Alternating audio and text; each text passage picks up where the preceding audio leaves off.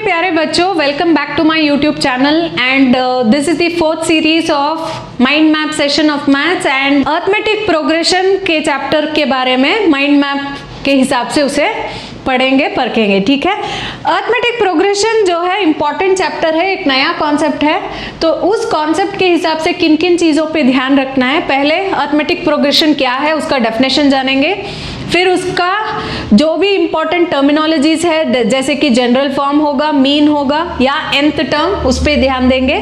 फिर common difference, first term, nth term क्या है, फिर सम टू nth टर्म के बारे में और उसका फॉर्मूलाज के बारे में जानेंगे और थोड़ा बहुत क्वेश्चंस उसके टर्म्स के बारे में सीखेंगे। तो ये माइंड मैप जो है आपको एक कंप्लीट चैप्टर के बारे में क्विक रिवीजन भी कर रहा है और एक टर्मिनोलॉजीज याद करने के लिए बहुत ही इंपॉर्टेंट सेक्टर बन जाएगा। इस माइंड मैप को आप हमारे डिस्क्रिप्शन बॉक्स में भी देख सकते हैं, डाउनलोड करो और कलर प्रिंट आउट लेके अपने स्टडी टेबल के आगे चिपकाओ ताकि ये आप बार बार देख सको और इसका जो है आपको इम्पोर्टेंस समझ में आ जाएगा। तो चलिए बच्चों, डेफिनेशन से स्टार्ट करते हैं। अर्थमेटिक प्रोग्रेशन जो है it's a sequence of numbers in which each term is obtained by adding और subtracting a fixed number to the preceding term except the first term.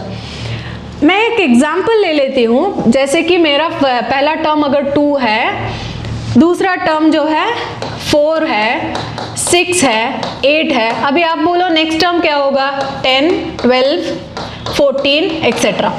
तो हमने कैसे किया, 2 को +2 किया 4 आ गया, फिर +2 किया 6 आ गया, फिर +2 किया 8, नेक्स्ट 10, नेक्स्ट 12, नेक्स्ट 14। तो यहाँ पर हम लोग क्या कर रहे हैं, एक फिक्स नंबर है 2 जिसको हम बार बार ऐड कर रहे हैं कि ताकि नेक्स्ट प्रीसीडिंग नंबर हमें मिल जाए। और एक एग्जांपल लेंगे तो 10, 20, 30 एक्सेट्रा। यहाँ पर क्या हो रहा है, पहले मेरे पास 10 था, उससे मैंने 10 जोड़ा, मुझे 20 आ गया, 10 जोड़ा 30 आ गया, 10 जोड़ेंगे 40 आ गया, 50 आ गया, ऐसे ही सीरीज बढ़ता जाएगा। सो एक सेट ऑफ सीक्वेंस जिसमें हम लोगों को एक फिक्स्ड नंबर ऐड या सब्ट्रैक्ट करना है ताकि वो प्रीसीडिंग टर्म्स को जुड़ता जाएगा, उसको हम लोग अर्थमेटिक प्रोग्रेशन बोलेंगे। अगर मेरे पास अर्थमेटिक प्रोग्रेशन है तो इसमें बहुत सारे टर्मिनोलॉजीज को मुझे याद करना है। जैसे कि ये जो हो गया, ये मेरा फर्स्ट टर्म है, इसको मैं ए से डिटरमाइन करूंगी। A is called the first term of the AP. इस ए को नेक्स्ट टर्म के लिए एक नंबर ऐड कर रही हूँ, वो 10 है, फिर से 10 ऐड कर रही हूँ, +10 30 आ रहा है, फिर से 10 ऐड करेंगे 40 आएगा, फिर से 10 ऐड करेंगे 50 आएगा। तो वो कॉमन नंबर जो है उसको हम कॉमन डिफरेंस डी से बुलाएंगे। अगर मैं general form of the AP ले रही हूँ, पहला टर्म जो है ए है, ए के साथ मैं डी जोड़ रही हूँ तो सेकेंड टर्म जो है a+d हो जाएगा, थर्ड टर्म जो है a+2d, फोर्थ टर्म जो है a+3d, फिफ्थ टर्म जो है a+4d। चलिए लिखते हैं यहाँ पर, फर्स्ट टर्म जो है a है, सेकेंड टर्म को हम लोग a2 बोलेंगे, a+d हो रहा है, थर्ड टर्म को a3 बोलेंगे, a+2d आ रहा है, फोर्थ टर्म को a+3d। क्या हम जान सकते हैं यहाँ पर, अगर मुझे a4 फाइंड आउट करना है तो a के साथ 3d कर रही हूँ, a+3d। अगर मुझे थर्ड टर्म चाहिए तो a+2d, एक कम। अगर मुझे a10 चाहिए तो a+9d। तो इस हिसाब से लेंगे तो मुझे लास्ट टर्म चाहिए an, तो a+n-1 इंटू d। तो ये है important general form. General form क्या हो जाएगा, a+d, a+2d, a+3d etcetera. Last term क्या होगा, a+n-1 इंटू d। तो जनरल फॉर्म और एपी के बारे में तो हमने जान लिया है। फिर हम लोग जो है nth term of the AP पे कॉन्सेंट्रेट करेंगे। चैप्टर में हमें बताया गया है कि nth term of the AP जो है an is equal to a+n-1 into d। a+n-1 into d is the formula for nth term of the AP, जहां पर a जो है फर्स्ट टर्म होगा, d जो है कॉमन डिफरेंस है और an जो है nth term of the AP है।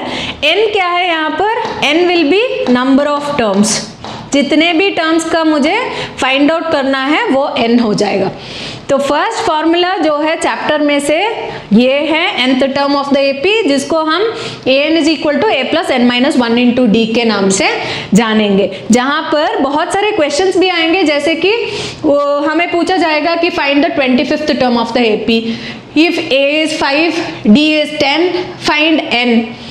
if a is 100, d is 25, which term of the AP can be minus 81। तो इस तरीके का क्वेश्चंस हमें इस फॉर्मूला के बेस से पूछा जाएगा। फिर हमारे पास जो है सेकेंड कॉन्सेप्ट जो है बहुत इंपॉर्टेंट है, उसको बोलेंगे sum of an AP, sum to nth term of an AP। Sum to nth term को हम SN के नाम से जानेंगे, SN अगर मेरे पास है तो sum to nth term of the AP is always given with two important formulas है इसके हिसाब से। Sum to nth term of the AP को हम n/2 into 2a plus n minus 1 into D, ये फॉर्मूला भी है। और sum to nth term is given by n/2 into a plus an, और sum is given with n/2 into a plus l। ये तीनों formulas जो है बहुत ही इंपॉर्टेंट है सम फाइंड आउट करने के लिए।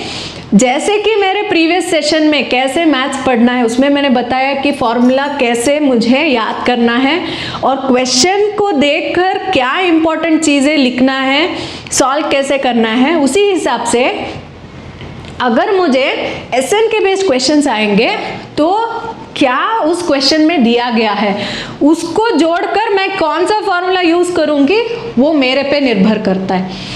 अगर मेरे पास A दिया है, N दिया है, D दिया है तो मैं फर्स्ट फॉर्मूला यूज करूंगी। अगर मेरे पास लास्ट टर्म दिया है N एंड A, D नहीं दिया है तो मैं सेकेंड फॉर्मूला यूज करूंगी। और N दिया है, A दिया है, L दिया है तो मैं थर्ड फॉर्मूला यूज करूंगी। तो यहाँ पर जो है sum to nth term is given with this formula and these two formulas which are the most important things from the complete mind map. So अगर अरिथमेटिक प्रोग्रेशन के बारे में आपको ठीक से जानना है तो ये है माइंड मैप, जहाँ पर आपको हर एक चीज के बारे में बताया गया है। नेक्स्ट इज स्मॉल एग्जाम्पल ले लेते हैं। Find the sum of first n positive integers. हमें SN फाइंड आउट करना है। फर्स्ट n पॉजिटिव इंटीजर्स क्या हो जाएगा, 1 plus 2 plus 3 plus 4 etcetera till n। कौन सा फॉर्मूला यूज करूंगी, 3 फॉर्मूला है, उसमें से मुझे A पता है, D पता है और लास्ट टर्म पता है, तो मैं ये थर्ड फॉर्मूला यूज करूंगी n/2 into a plus l। तो n ही है, a is 1, last term n है, so my answer will be n into 1 plus n/2। ये आंसर हो जाएगा। तो इस माइंड मैप में बच्चों आपने बहुत सारी चीजें पढ़ा भी है और देखा भी है। डाउनलोड करो और चिपकाओ आपके स्टडी टेबल के सामने, ताकि आपको बार बार याद भी आ जाए और इसका जो इम्पोर्टेंस है पता भी चले। तो ये था 4th सेशन। हम अगले सेशन में आपको नेक्स्ट चैप्टर के बारे में पढ़ाएंगे। Thank you for watching, have a great day बच्चों।